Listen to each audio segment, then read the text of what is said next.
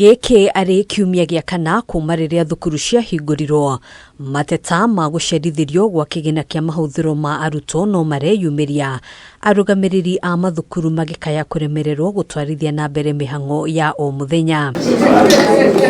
Kiama gĩa thukuru cia arutwo arĩa marĩ mawathe gũkũ bũrũri-inĩ rĩu nĩ kĩrutĩte mũkana wa makĩria ma thukuru 2,000 kũhingwo ihinda-inĩ rĩa ciumia 2 ciũkĩte angĩkorwo thirikari ndĩgũkorwo ĩrekereirie mbeca ici.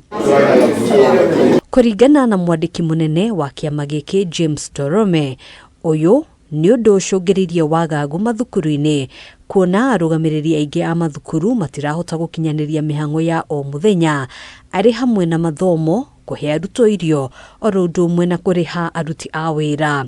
Our challenge that we have in the ground today is that the grants and the capitation is yet to reach the schools.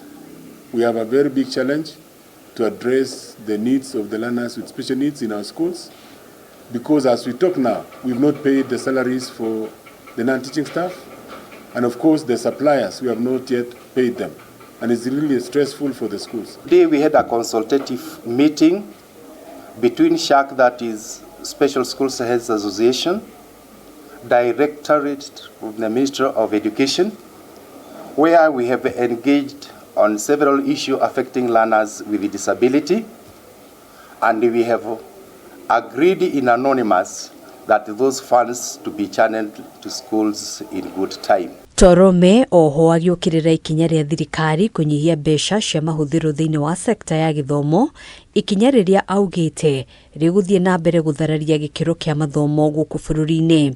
As a union, we are warning the government the budget cut in the Ministry of Education is going to jeopardize everything, and it will be a total dust in this country. Kiama gĩkĩ oho gĩkĩũria kamĩtĩ ya kwandĩka wĩra arutani TSC gwĩka mĩtũkĩ kũgĩa na gĩikaro gĩa kwarĩrĩria ngirimiti njerũ ya wĩra mbere ya budget ya mwaka twerekeire wa kĩgĩna kũhĩtũkio. Asking Teacher Service Commission to move with speed and call the unions before the lapse of the 2021-2025 CBA.